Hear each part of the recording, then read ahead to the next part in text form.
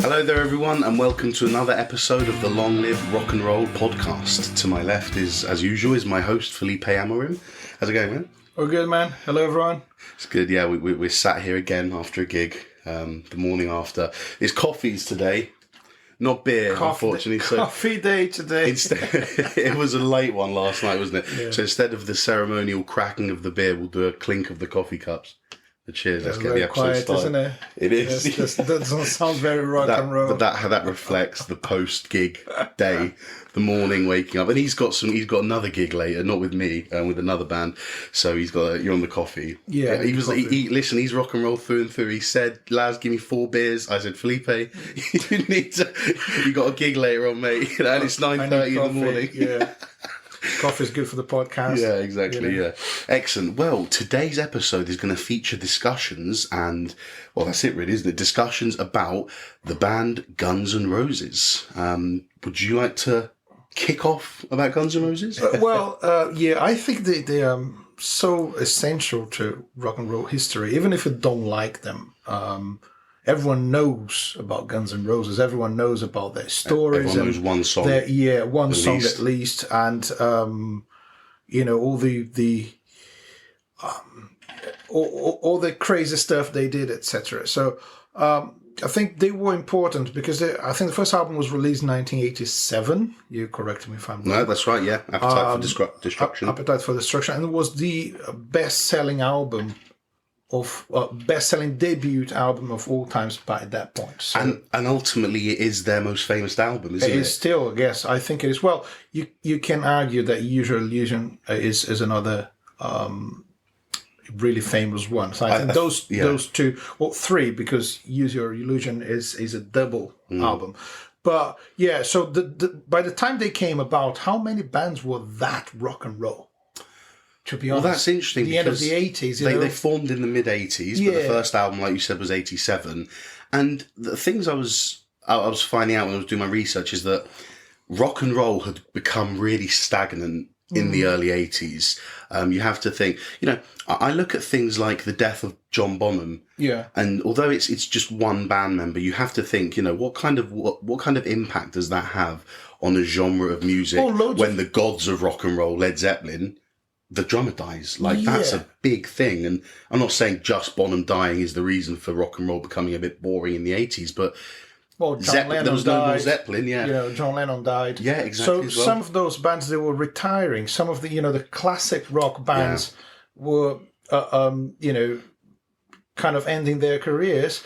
And loads of rock bands were becoming pop bands, changing the style, stuff like that. Yeah, Queen, yeah. That's the first thing, you guys Genesis, remember. You guys remember episode 2, we talked about Queen and how they moved with the times. And although you could consider them a hard rock band in the 70s, in the 80s, they were almost definitely a pop rock band. Yeah. But they did what they had to do to stay with their time, pay their rent. They were proper musicians. And then you have Genesis went through the same sort of thing from being a progressive rock band in the 70s to be a pop band in the 80s. Yeah. So that happened to loads of bands. So rock was becoming pop, or can I add something else to what rock was becoming? You have to remember in the early 80s, that's when 2 things occurred. Thrash metal. So Metallica coming out in, I think, 82, Metallica formed the new wave of British heavy metal that was also occurring. Yeah, so as I say, you had heavy metal and you had pop. Yes. But hard rock, because you can call them a hard rock band. And you didn't have many of those around. No. And also, you got to consider that they look like rock heroes. They look like the Rolling Stones. They look like Aerosmith. There's loads of Aerosmith elements to their music. I'll dare to say that. They had the look and they had the sound of classic hard rock. Yeah. And in the end of the 80s and beginning of the 90s. So that's really important, I guess, for the rock industry to have a best-selling album like Appetite for Destruction and a solid touring band like Guns N' Roses, representing heavy rock or hard rock at that time, I think was really important. And the fact that they were so popular all around the world, in Japan and in Europe, and they were kind of carrying the flag of rock and roll, I guess. Yeah, no, that's true. That was true. really important. So the members of Guns N' Roses, they were Axl Rose was on vocals, Slash was on guitar or lead guitar. So Izzy, say again, that's his name, isn't it? Yeah, That's Slash. He was born in London. He was born in the UK. I don't know exactly where, he's but American. He was born. Well, yeah, I think he lived most of his life in America. Yeah. He moved to America very, very young. I don't know what age. So that's Axl on vocals, Slash, Saul Hudson on lead guitar. It's Izzy Stradlin on rhythm guitar, Duff McKagan on bass, and Steven Adler was the first drummer. But why don't you talk to us a bit about their second drummer, Matt Sorum? Because Matt Sorum was great. Just one thing before that, as they had another lineup before the lineup that recorded the album, before they actually signed with the label. They had other band members, and Slash wasn't part of the original lineup. So can you imagine? Yeah. So Axl Rose is effectively the only guy who has been in Guns N' Roses since the beginning. It is his project. We'll come on to that later. When people criticize that, it is his project. No, it is. So you said Matt Sorum. So obviously that's the other thing about them. They had many lineup changes. Yeah. I think it's something around 17 musicians that played in the band or something like that. And the only constant was Axl Rose. Yeah. Yeah. So they've changed a lot, but you can clearly associate Duff and Slash as part of the image of the band. I think So when they now touring with Axl, Duff, and Slash, you can see, that's Guns N' Roses. I think it does please the fans quite a lot. But how do you keep a band going with all those lineup changes? So you need kind of a how can I put it? A solid concept behind it, and obviously you need a strong voice to lead them. And Axl Rose's voice is so easy to recognize. That's the other element about them. Yeah. You hear his voice like, oh, that's Axl.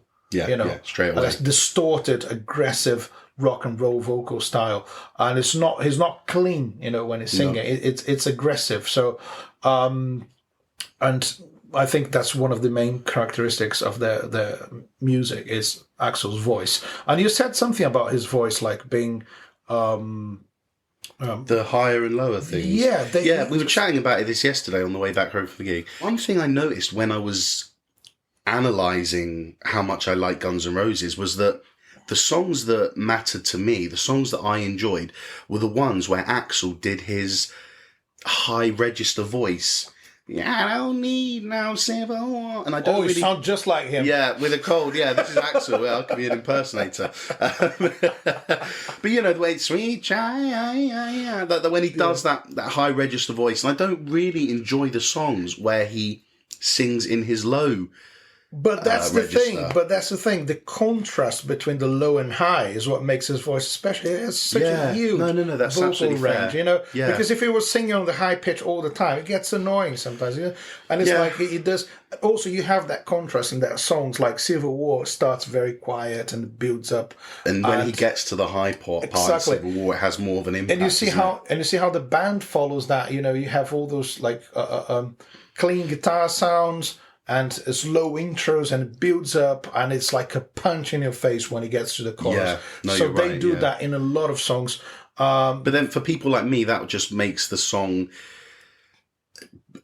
His high voice is so good, and I love hearing it, that I will sit through a verse of his not high voice to get to that chorus. Yeah. Which I know it sounds like really pedantic, sounds like I'm being really picky, but in the end you like what you like, and I don't like his low voice. But, as I just said, I would listen to the low voice in order to hear him belt that final chorus in his high voice. It's a build-up, isn't it? That's the thing. And I believe that... A journey. Sorry to interrupt. A journey. A song is a journey. Yeah. And you've got to be with them the whole way through. And how well do the musicians work around that? So if you listen to Duff's bass sound, is very characteristic as well. The way he plays the bass, and also Slash's guitar playing. Of course, everyone knows the guitar solos. Everyone can kind of sing the guitar solos. Yeah, that's very true. They are part of the music. Slash once said in an interview he didn't want solos to be just like him showing off. He wanted the solo to be part of the composition. So it's just like it's like a violin melody in an orchestra. That's what it is. But that's interesting. No, you're absolutely right, because that's always how I view solos. I mean, different people and different musicians will view solos differently. For example, Frank Zappa said that the purpose of his solos is to give the audience members something different every night. So he improvised solos every night, and he said he hates all the solos that he's put on an album because he knows he could do it better eventually, or he would come up with...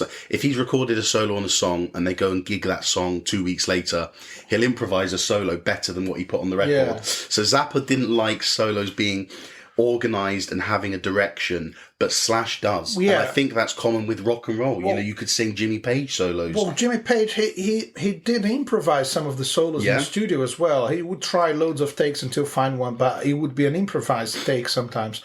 Whilst Slash is a guy who writes the solos. Is that true? Well, it's a composition. Yeah. What is there is like when he plays them live, like Sweet Child of Mine, you can play that solo note by note. I think it should be played note by note if you play in a tribute band or a covers band. You want to do that kind of music. Do you know? Can I say something that really winds me up? I was listening to the radio the other day. Oh my goodness! And it was Radio 2, BBC. Hang your heads in shame. The guy, I don't know who was on. He said, "Okay, and now we got for you Guns N' Roses, Sweet Child of Mine." And I looked at the clock. It was about 10:30, and then at about 10:33.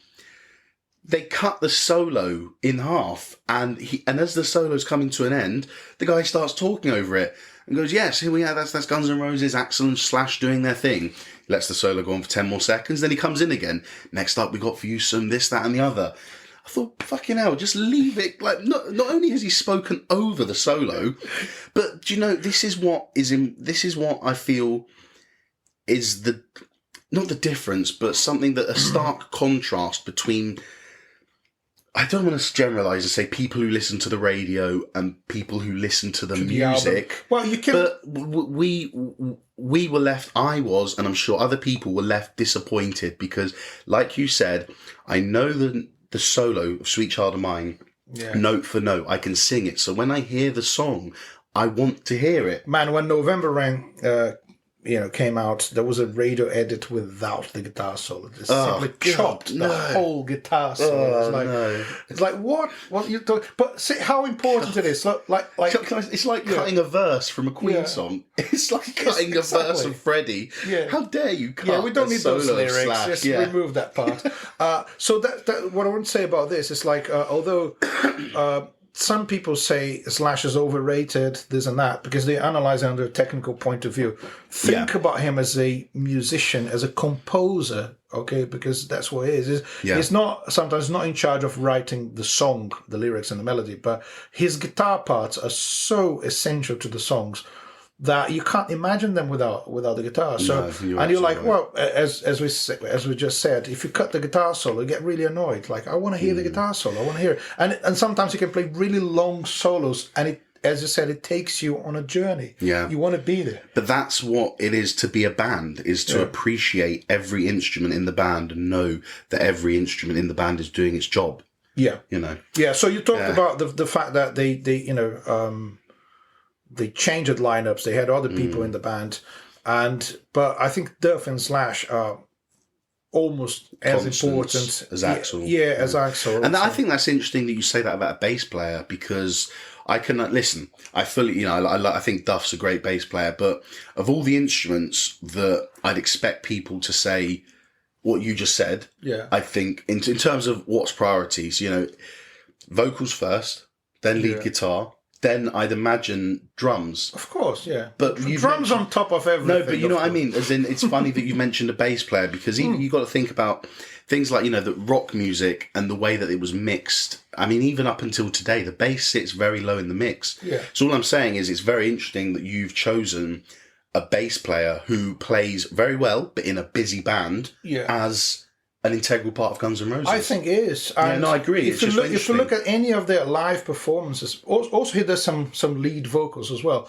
But if you look at their live performances, he's part of the image of the band. Absolutely. He's so rock and roll. Probably the most rock and roll guy in the band, And you got to have him. Well, talking of Sweet Child of Mine, that was actually the first single that bred the success for Guns N' Roses to come. And it has such a simple video, isn't it? It's just them playing. It is, isn't it? It's nothing. It's all about the music. How good is that?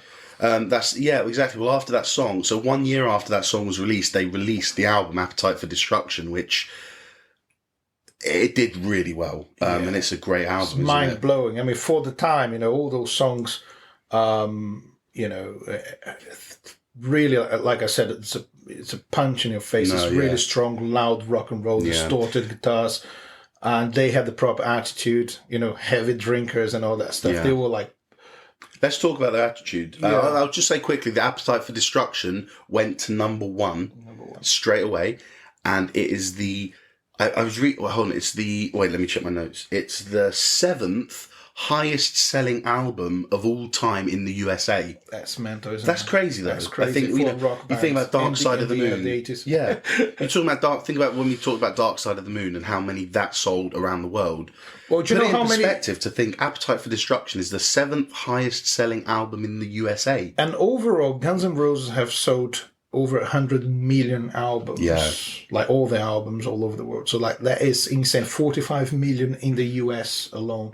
That's half of their sales. Yes, yeah. That's important, yeah. Yeah, it is.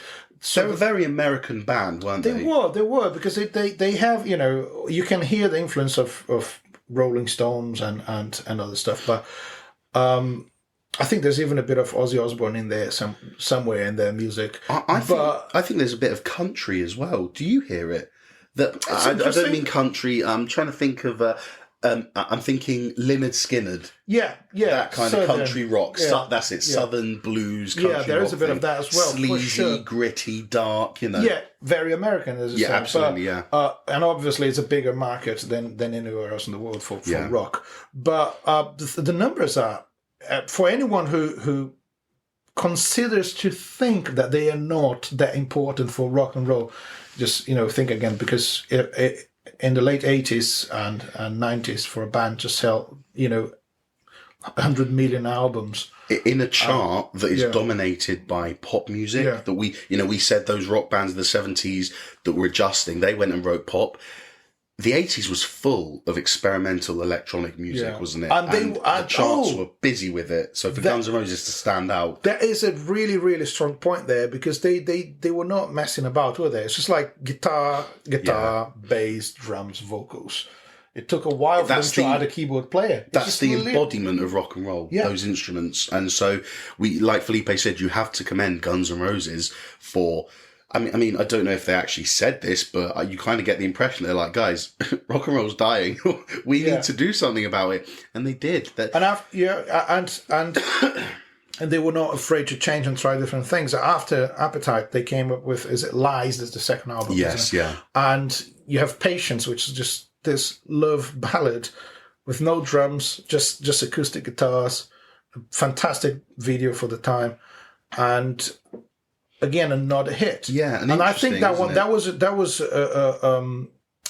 I think the importance of that song is it reached out to literally everyone, like, because it's not a rock song, it's not heavy. Yeah. So they proved they could do a kind of a pop ballad, let's put it like that. Mm-hmm. And again, a nice solo by Slash. Even with the acoustic setup, he managed to come up with a really remarkable solo, and. All their elements are there somehow, even in an acoustic song, and you have Axl like shouting at the end, and and singing a stronger vocal line at the end. It's interesting you said about because something that Guns N' Roses have been attributed with is repopularizing the power ballad. Yeah, which they did so many. I mean, I think you could even consider. Yeah, but I'd say even to an extent you could call Civil War a power ballad. Yeah, November Rain as well. Rain. But at a time where those ballads, in an era where they'd gone, Guns N' Roses bring them back. Yeah, and it reminds me... Sorry, but making them fresh, not copy and pasting from the end of the 70s. No, not so. Yeah, making it their own. It's something that Scorpions did really well, like a heavy band playing love ballads in Any really song we can put in the playlist of Scorpions. Still Loving You. Okay, cool. It's that'll be available for you to hear in the playlist, guys, which should be at the bottom of the show notes. Click the link and you'll be taken straight to the Spotify playlist of all the songs we mentioned in this episode. The reason why I'm mentioning this is because Scorpions did that really well. Whitesnake, for instance, Here I Go Again, it's that kind of stuff. Yeah. Those bands, they were heavy bands that could write really, really good ballads, and anyone can listen to that stuff. So those songs can play in the radio. I was going to ask you, what's the difference for you between those bands, between your Scorpions, your Def Leppard, your Whitesnake, and your Guns N' Roses? Because interestingly, again, I don't know where this is. What we do, just a little quick break, is we record episodes and we try and get as many as we can done when we have time. So we got a couple of hours this morning to record.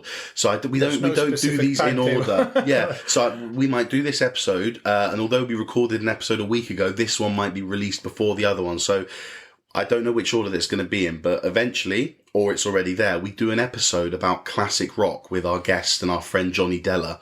And I clump all of those bands when we talk about what we think classic rock is. And for me, all those bands I just said, Whitesnake, Scorpions, Journey, Def Leppard, and Guns N' Roses, I consider them to be the heart of what classic rock means. So for you, not what sets them apart, but what are the differences between Journey, Whitesnake, Def Leppard, etc., and Guns N' Roses? Well, or is there a difference? There is, yeah, of course. I think you can tell that Guns N' Roses are not from the same era than those bands. But it's a tough question, because I think what makes them special is the things we're talking about. The guitar solos, Axl's voice, like really remarkable vocal style. Yeah. And they do have elements of classic rock, but they were not, doing that in the 70s. So they have loads of elements from the 70s, but they were doing that in 80s and 90s. Yeah. Which I think it's what sets them apart from the other guys. They do remind me a lot of Aerosmith, in many ways. But it's tough, man. It's not a simple question. But I think they can be considered classic rock now, because for me, classic is anything that stands the test of time, isn't it? Yeah, you've survived all those years, and what you've done is still relevant for the industry and for the fans.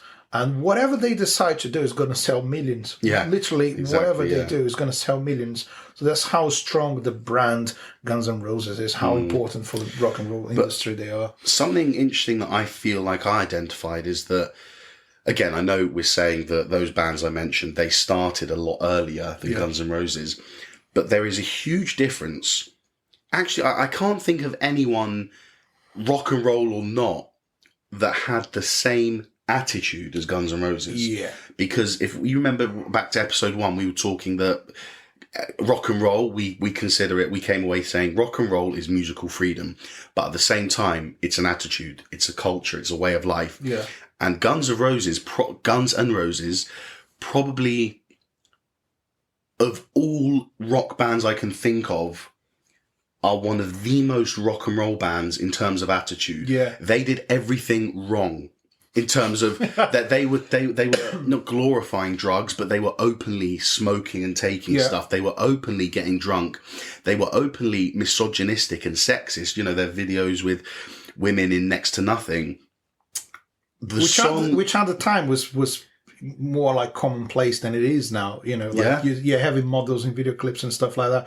It was more like the image of them. Yeah. But the fact that they were like the rock gods and the girls were there, surrounding them, wanting to be around them. That's proper, rock and roll for that time, I would say. There's a song called "One in a Million," which Axl Rose has even today comes under heavy fire for writing, because I don't know the reason of the song. I think he was pissed off because something like a rival band did something, or an ex-girlfriend cheated on him or something.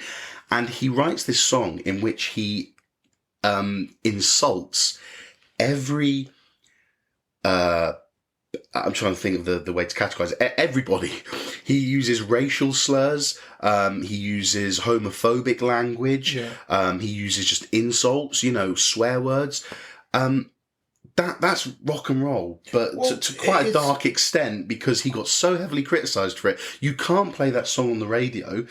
No, I've read that even fans skip it on the album because it's not a nice song to listen to. It's not something you want to listen to. Exactly. But on the other hand, those, that kind of attitude exists.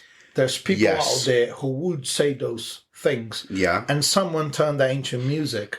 Well, it's an expression of an art form. It's almost like saying you cannot pretend that this kind of thought doesn't exist. Yeah. I'm going to shout it to your face. Yeah. If he intended to say that as a way to show that this is a character, or that I've created saying those things, that is obviously more acceptable than saying, "Oh, this is what I think." That's true. But in any case, so regardless, I don't know Axl Rose. I can't speak for him. Yeah. So in any case, I'd say that it's a reality. It's a reality. People think like that. Yeah. Some people think like that. It's in the music, and we cannot pretend it doesn't exist. Yeah. But the other song he did, which I think is the same line, is "Get in the Ring" from Get in the Ring. Yes, which is him it's like calling for a fight, really. Oh, and really? He's literally mentioning names of journalists and people who criticized him. Oh, wow. So it's like, but is that not rock and roll? That is. Queen did it in 1975 with Death on Two Legs, where they were slaying the record label for trying to take too much money. That's a consistent thing of rock and roll, calling out people and saying, "I don't like you." Yeah, exactly. So they had that. They were not afraid of being criticized by that kind of stuff. But also, I think they knew they would be remembered by the power ballads and the guitar solos. And there's loads of swearing in the words as well. They were not afraid of doing those things. Lots of people dislike Axl because of his attitude. And there's, again, to kind of sum up the whole attitude thing we're talking about. I read this interview with Matt Sorum, who joined them in 1990 or 91 for User Illusion, and then staying in the band for a couple of years. Mm-hmm. So Matt Sorum said that Axl would be late for gigs on purpose. He was there, but he wouldn't turn up. Maybe stay in the green room or stay in a hotel. He wouldn't turn up, and he would delay the start of the show on purpose in order to make the audience and the band members angry. That's really interesting. And he said, he would do that on purpose. And Matt Sorum was at the time, he said he was pissed about it. Why are you doing this to us? We're working for you. He was a session guy. So mind you, loads of people who've been in Guns N' Roses, they were not members of the band. Okay. Officially, they were hired by Axl Rose. Yeah. Right. So Matt Sorum was one of them, and it was okay. It's I'm working for you, dude. I'm a session guy. I know how to do my job. I'm prepared. I want to play my gig. And where the fuck are you? Yeah. And Axl wouldn't turn up. And then he said, looking back, he thought he finally understood now what Axl wanted. He wanted them to be angry, to show that anger in the music.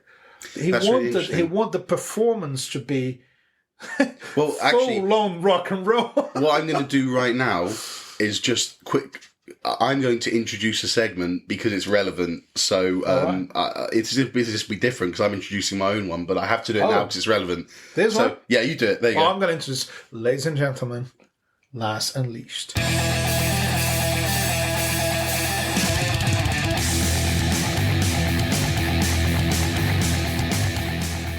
Great. So, like I said, it's completely relevant. In this episode's Laz Unleashed, here is what I want to say. I don't care how rock and roll it is. You should never leave fans waiting for the amount of time that Axl leaves the fans waiting. He once didn't turn up for a show in Vancouver, and what you said was meant to happen, happened. They rioted. Do you know that? Really? In Vancouver, they rioted. Wow. The fans rioted because he didn't turn up. Excuse me. These people have jobs. They've got families. They've got trains waiting to take them home. But that's not rock and roll. No, it wasn't like that. But imagine parents taking their kids to see Guns N' Roses, and I imagine, if the mum takes the son to see Guns N' Roses, and the dad's like, "You've got to be back by 11 because he's got school tomorrow." If Axl doesn't turn up till 11:05, then the kid's not getting home till 3 a.m. And I know it's a rock and roll image to turn up late, but I think the fans deserve more. So I'm sorry, Axl, but on Laz Unleashed, I can't. Fans like that owe the fans for their popularity. Exactly. It's the 7th highest selling album ever in the US, you owe the fans as much as just turning up on time. Axl. And every tour they do is going to sell out. We know that. And the thing about that is he wants. I think it's just an opinion here. I think what he wants is to feel like he's in power and he's in charge. He's got power.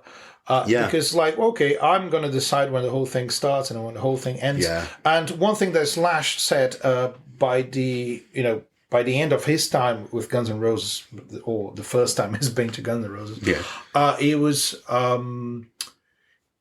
he was a bit upset with the fact that for him the band became a dictatorship. That's what he said. Yeah. It's like Axl would sit there and watch them jamming and wouldn't say a thing, and then he would come up with his own ideas. Oh, this is how I want. I imagine it'd be like, can you imagine? Axl sat in the corner, Slash is playing a riff, and Axl goes, I've just come up with an idea for a riff. And it's the same one Slash is doing. I think that's what a dictator does, isn't it? Yeah. It's like, so the riff goes dun da da dun da da. Slash was like, no, I just did that. No. I just thought of that. That's the new song. That's the new song. Probably, I think that's... so apparently, some of those guys, they just couldn't... stand his attitude. Yeah. That's why. Do you think that's the response? Do you think that's why the lineup changes were so 17 different members? That's a lot. Yeah, and also if you're in a rock band, you want to contribute somehow, and you feel like you're a member of the band. For the audience, I guess that's an interesting thing now, because Guns N' Roses has become this massive enterprise. It's a company. It's a business. Yeah. And it's been touring the world for ages. Years. Yeah. And you don't want to stop that, and if you're in charge of it, like Axl Rose is, you just want to keep the business running. So you have the business side of it, which some people don't get it, and you have people working for their business. The musicians are part of it, but as a rock fan, you see the musicians as all responsible for the music you're hearing on the album. You want to see a band on stage, everyone playing, interacting, and when you have just one guy in charge, and the other guys are kind of hired by him, which happened with the other lineups,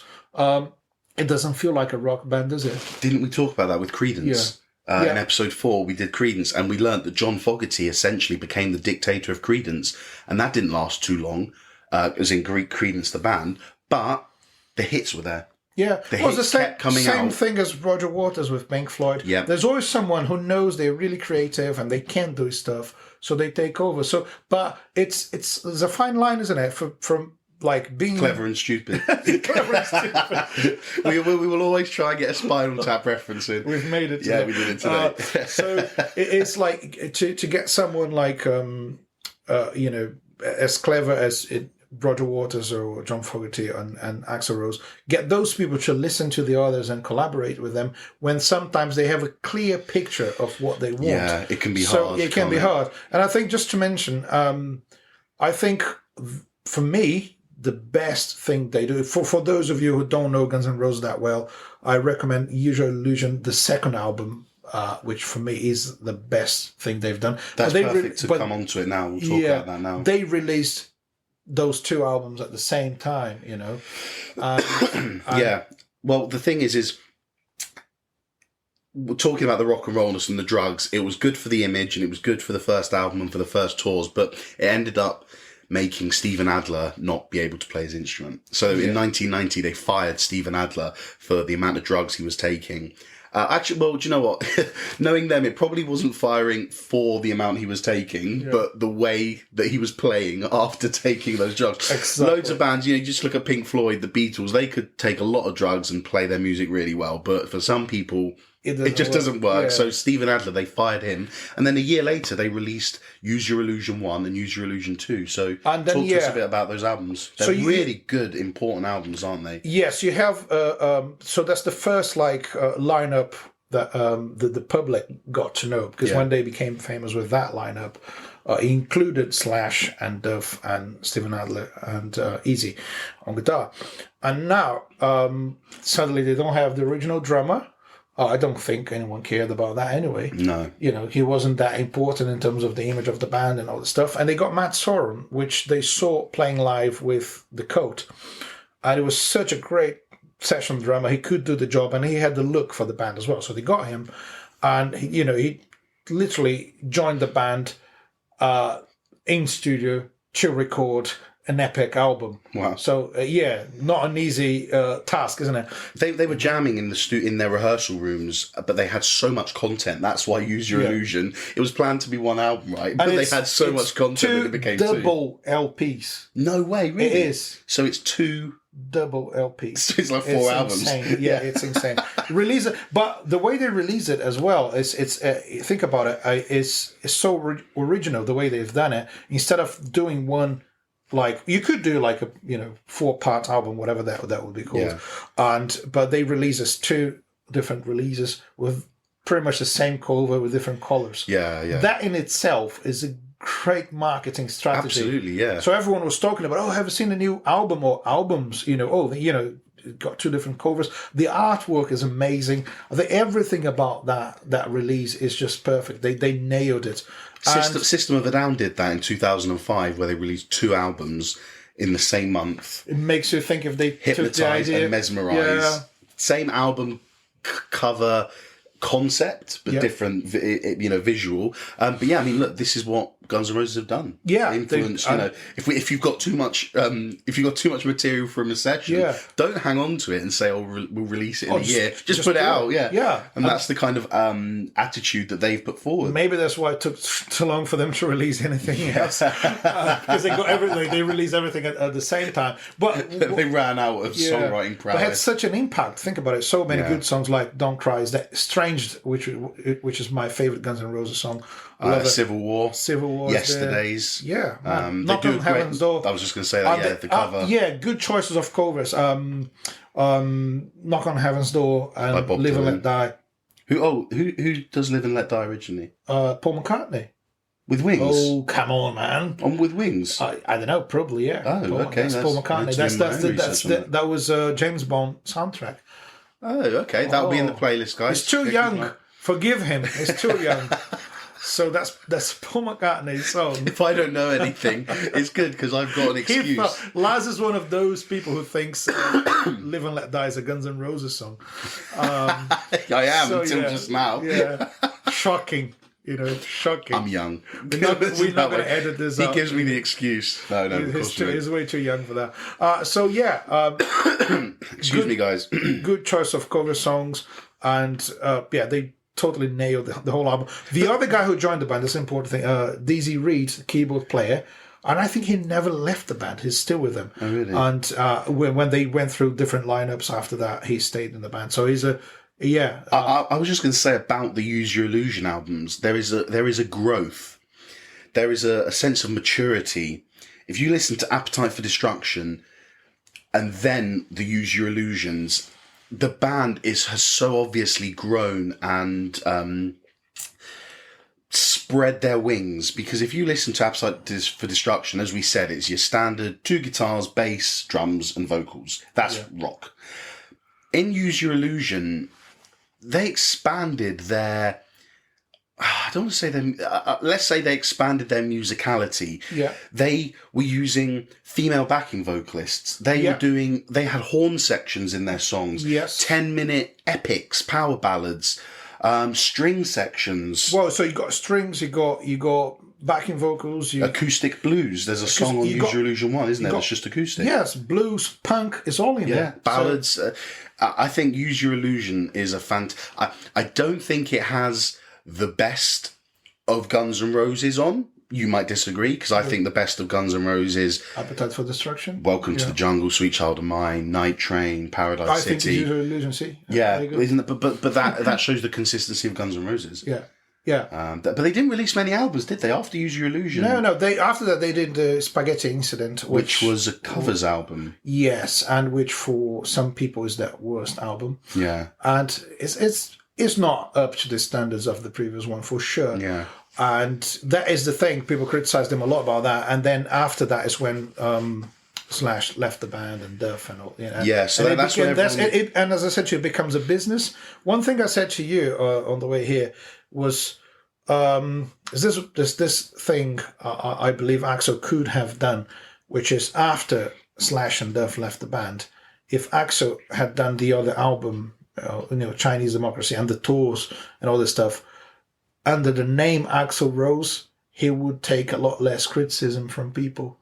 You know, Yeah. like, you know, it could be his solo career. He could play all the Guns N' Roses songs on tour and still be, you know, oh yeah, he's the guy from Guns N' Roses. His name is as famous as the band. That's true. But but I think he wanted to make a statement, like, even This if is his Slash my is not band. here, yeah, This is my band. I started as saying, "This is my baby." Well, so after the success of Use Your Illusion, the band toured for quite a while. I mean, why wouldn't you? You've got enough material there to tour the world.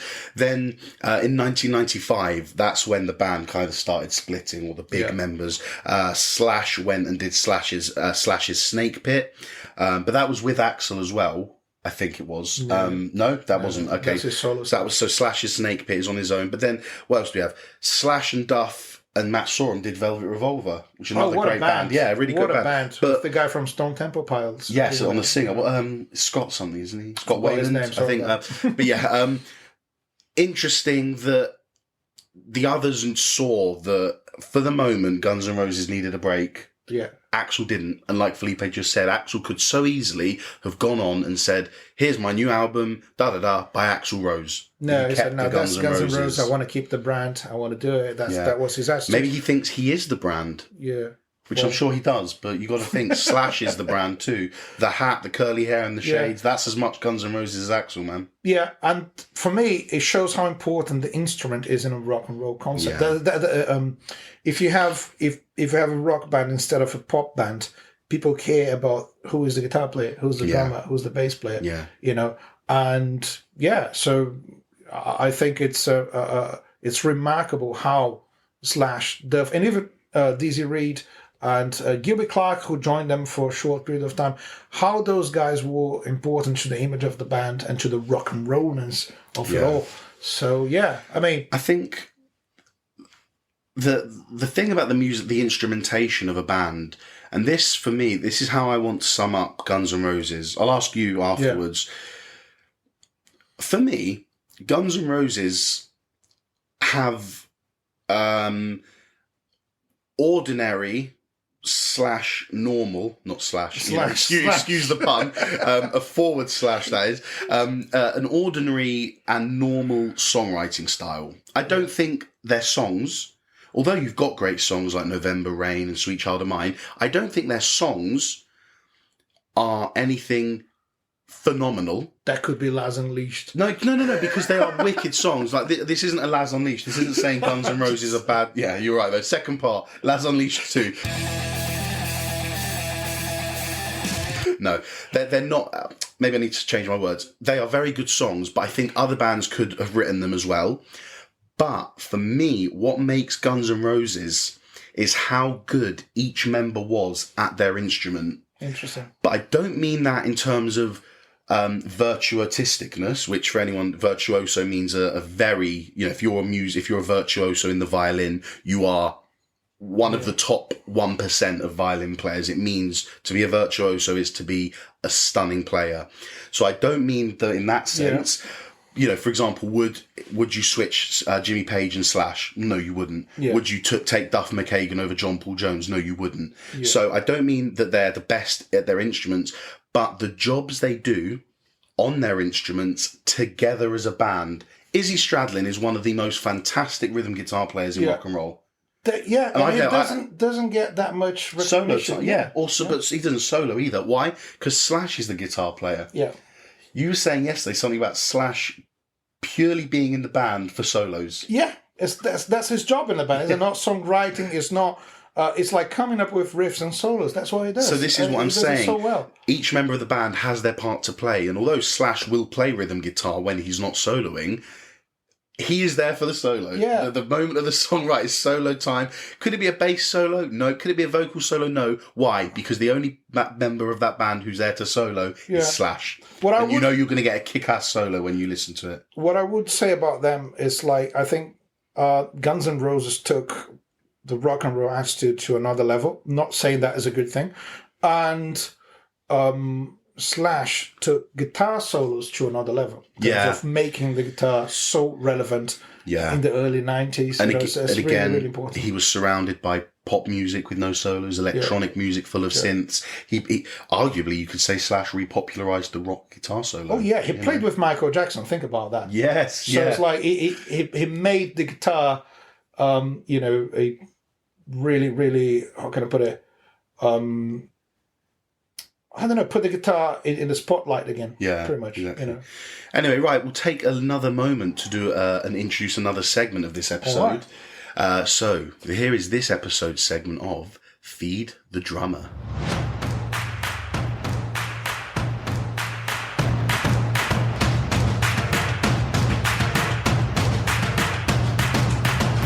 Right, well, here we are for Feed the Drummer. I'm just going to go and get the food for Felipe. It's always my favourite part, you know that. This one won't be. Why? You'll see. Are you going to bring me some spaghetti? Or are you going to do this spaghetti incident? I could have done. That would be an easy one. Right, so for our visual viewers, here is the food.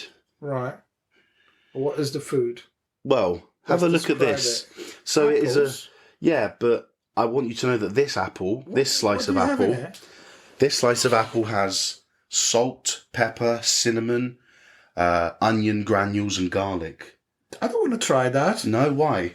It sounds like a really weird combination. Okay, well, the thing you've got to guess is a Guns N' Roses song. Is it? I know, bro. I'll try this. Don't do it. No, don't. I won't let you do it. He's gonna have a. Is that a Guns N' Roses song? Well, do you want to eat that? No. Why not? I don't know. No. I don't have that appetite. He's got. That would have worked if you eat this piece of apple covered in pepper, salt, cinnamon, turmeric. Then it would be an appetite for destruction. Yeah, but that unfortunately is not what I'm going for. You're going for a song. It's a Guns N' Roses song. God. Do you want to eat that piece? No. Why not? It just looks weird. Tell me when you're ready for the answer. Let me guess. If you ate that, what would you say? I would say it's awful, isn't it? Yeah, but why? Look, I've gone to the effort. Think about the specifics. Look at the plate. God, I can't. I'm going to hold it up for the viewers. I can't tell what you mean with that. If you ate that, you'd say, "Oh, that's a bad apple." Oh God, that was a bit obvious, but yeah, bad apple. There you go, the dirty bad apple cover. But anyway, Let me eat some of the other ones. Yeah, there you go. So the other ones are lovely. Just avoid that one. All right, that's going to taste like shit. Okay. Anyway, so all right. One thing we have to talk about though is the most expensive album in rock music history. Oh, yeah. Let's talk Chinese Democracy. Man. You eat. You enjoy the apple. I'll talk about it. How long did that take?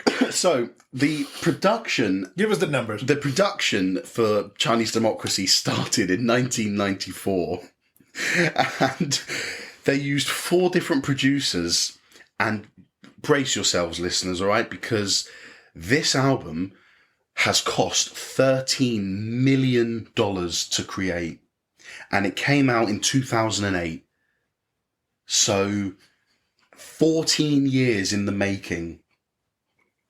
That's a long time. I mean, we were a bit upset, all of us, me, Jack and Felipe, that our new album has taken over a year to do because we wanted to get it done in 6 months. But 14 years. Jeez. Just imagine him. Maybe he does what Jack does and just keeps writing new songs. I don't think it's a bad album. I think what happened there, again, maybe that's the problem when you have just one guy in charge. Yeah. So if Axl wasn't happy with the musician, he would replace the musician. Or wasn't happy with the mixing engineer, he would replace him, change the studio, write the song again, re-record the vocals, and it never ends. 14 years, that's a lot. One thing, it's a lot. I can understand what you've said over 2 or 3 years, but 14. But the problem is, I think in art in general, you never finish a project. You abort the mission. Yeah. At some point, say, okay, that's it. Enough is enough. Let's release. That's why it's called a release. It's just like, all right, there you go. I'm releasing it. Yeah. So I'm going to let it go because I can't finish. It never ends. But that's the thing. When you have no one to tell the guy, come on, man, that's enough. Yeah. And so he kept going for ages. The problem about that, I read a review at the time. It was like, imagine someone tells you, I'm going to tell you the funniest joke ever. I say, all right, can you tell me? No, I'm going to make you wait. And 14 years later, they come to you and tell the joke. And I think, It's not that funny, is it? Yeah. So, So the thing is, it is a good rock album. I think it is a good rock album. Do you have a favourite song on it? Is there one that you'd recommend? No. The title track is good. It's in general. I mean, it's not specific about a song or another. It's well produced. Yeah. I think his vocals are good. But then it's like, yeah. I mean, for waiting for that long, I expected an epic album. Yeah. It sold really well, of course. Guns N' Roses, you know. Well, Guns N' Roses, but it's just him, isn't it? Okay. Oh, and I'm going to do it again because it's relevant. Do that one, please. All right. So we now have another segment of the show. Laz Shorts.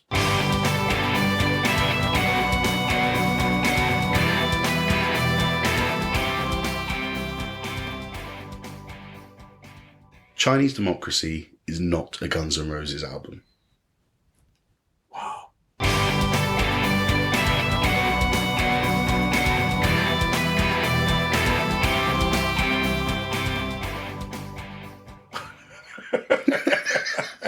There you have it.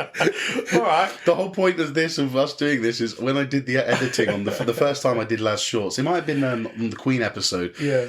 I made sure that the music, the jingle for Laz Shorts was longer than what Laz Shorts is, just to take the piss. But no, seriously. Again, this could be Laz Unleashed Part 3 actually. But it's. How can you put the name of Guns N' Roses on something where Slash isn't on it? Yeah. Or Duff. Yeah. Or Where's the solo? Where's the solos? Yeah. If you listen to an album knowing that any guitar solo you hear is not Slash, again, that to me is not Guns N' Roses. There you go. That's what loads of people thought at the time. That's why loads of people are happy with their reunion for, you know. Well, that's a great. Current tour. Yeah, that's a really good way to move on, because they started that they renewed their interest in playing with each other because they were inducted into the Rock and Roll Hall of Fame in 2012, and they played together, I believe. And then 4 years later, 2016, the original members original with Steve. Oh no, so there was a drummer before Steven Adler. Oh, I don't know. Oh, okay. They did have like another lineup, but I don't know who the guy is. Okay, all right. Well, the classic lineup: Axl, Slash, Duff, Izzy, and Steven all went on tour in 2016, and they're still touring after now. all those court cases. It's amazing how people can get together for a bit of money. But this is actually the good result. Remember what we said about the Creedence? It was such a shame that the court cases and the tribunals and the suing and the rights of the songs, it blew Creedence up. It absolutely fucked them up. But Guns N' Roses, I mean, they've had a longer time to reflect than Creedence. You know, it was 95 that Slash did his thing, and sort of broke off, and then was it 2012? So 17 years later, the things had settled. They thought they could bring the band back out again, and they did. And they're touring now, and they're in London next year. I don't think I'm going to go because I don't know them enough, but apparently that they are killing it. Their live shows are meant to be really good. But again, great musicians, not just guys who have picked up an instrument and said, "Oh, let's write some music." They are a great band, committed to their music, isn't it? Yeah. So I totally recommend Guns N' Roses for those of you who happen to be from another world and don't know about Guns N' Roses. Do you have a couple of favorite songs? "Estranged" is my favorite. Like you said that already. Because, Do you have another one? Because it's just for the playlist. It's so hard to pick one. Let me think. Let me think. No, I'm going to give you a few songs. You have a think. I'm just going to talk quickly about the Guns N' Roses legacy. I just got a few points here. They have influenced so many bands. It's just some bands who I know have openly said Guns N' Roses influenced us. Avenged Sevenfold, Fall Out Boy, Black Label Society, Nickelback, Bullet for My Valentine, The Strokes, Manic Street Preachers. So we're now leaving metal and rock and going into pop rock, indie rock. They did so much. As Felipe said, 100 million records sold worldwide.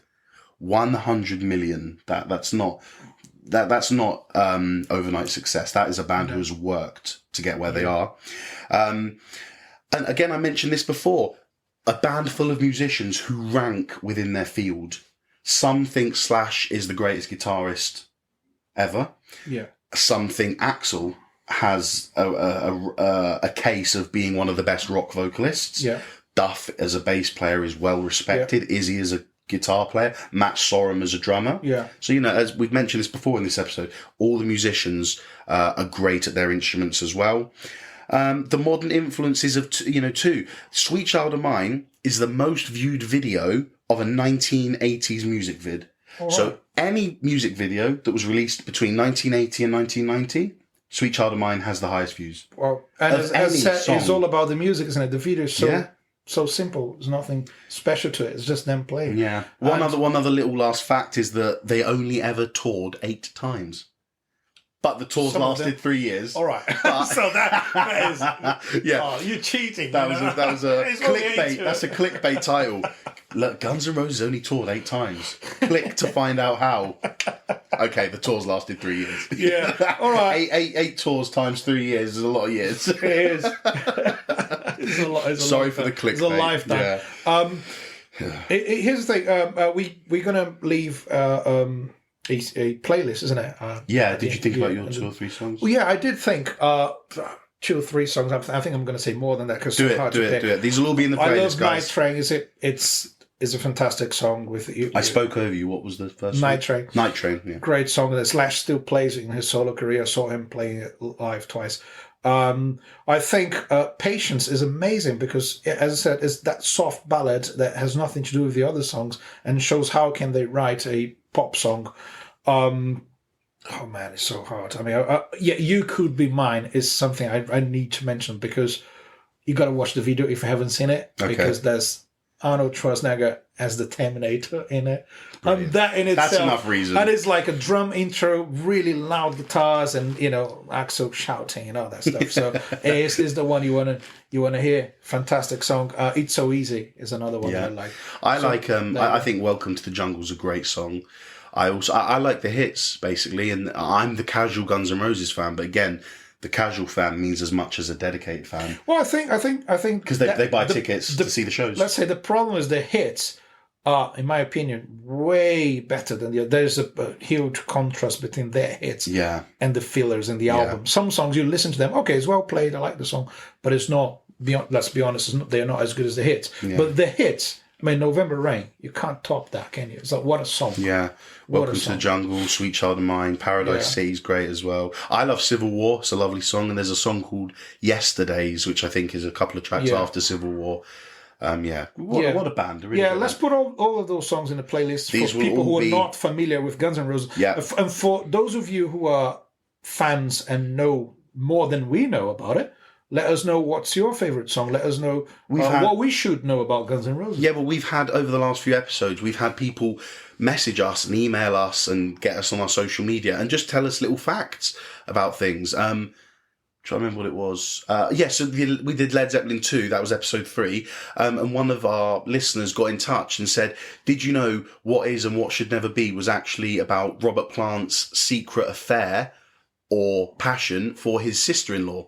So that's something we didn't know. So please, by all means, get in touch. Let us know any facts or stuff that we missed out or that you think would be interesting, and we can add them to our social media pages as little extras. So we're doing this to learn. Right? Yeah, exactly. Any final thoughts on Guns N' Roses? I think they're mandatory. If you're into rock and roll, even if you don't like them, listen to one album, start to finish. I think they. I'm glad they existed to keep rock and roll alive. That's my final. One album, start to finish, Use Your Illusion. That's 6 hours. No, the second one. My listening list. Listen to Appetite for Destruction, Use Your Illusion 1 and Use Your Illusion 2, and that for me, you have a summary of what Guns N' Roses is. Even if they haven't done anything other than those 3 albums, they would still be essential for rock and roll. My summary of Guns N' Roses, I said it before earlier in this episode, and it's just the fact that I think they are a bunch of incredibly talented musicians who made the songs that they wrote better because of their talent. Again, earlier on, it sounded like I was slating their songs, which I didn't mean. Perhaps I phrased it wrongly. The songs are great. Don't apologise, Laz. No. That's what we expect from you. The controversial shit. Yeah. The songwriting is good. I wouldn't say the songwriting is incredible, but as individual musicians who have come together to execute a song, they all sound brilliant, and the hits sound incredible. They are ultimately a hits band, I think. Yeah. If we were to categorize them like that, you don't go and say, "Oh, listen to the whole of this album." You say, although we just did, we just contradicting ourselves. I'm contradicting myself. No, I would listen to the albums. The albums are worth a listen for sure, but the gigs, listen, you all know "Sweet Child of Mine." You all know "Welcome to the Jungle." And they're a great live band. True. Yeah. Anyway. Cool. Perfect. I think that's it for today. That sums it up nicely. That was a good chat, actually. I thought, I really enjoyed it. Because I'm not a Guns N' Roses fan, but it's great when we do research for the shows, learning about them. And that's what we do. I mean, the idea of the show is for us as well to learn and try to rediscover our passion for some band and for rock music. Yeah. And try to understand why rock is still relevant, why people need music in their lives, and that's the purpose of the show. Exactly. So we're here to have fun, and I hope you guys are having perfect. fun. So. Well, anyway, thank you guys so much for joining us. We have been the Long Live Rock and Roll podcast. Please follow us on our social media and stay in touch, because we post stuff relevant to the episodes, and we do segments on our YouTube channel and everything. So we are at Long Live RNR Pod on Instagram and Twitter, and you can search the Long Live Rock and Roll podcast on YouTube and Facebook to follow us on our socials. Apple and iTunes listeners, we could really do with your help. We need you, if you're enjoying the show, which we hope you are, to review us on the podcasts app, because due to all the algorithms and how internet computer shit works, if we get more reviews, we move higher up the listings. So if someone searches rock in the podcasts, at the moment we'll be quite low because we've only got 5 reviews. If we get that up to 10 or 15 reviews, we move up the charts. And if someone searches rock, we're closer to the top, so we'd be seen more. So Apple users, if you would be so kind as to review us on the podcasts app, we would hugely appreciate it.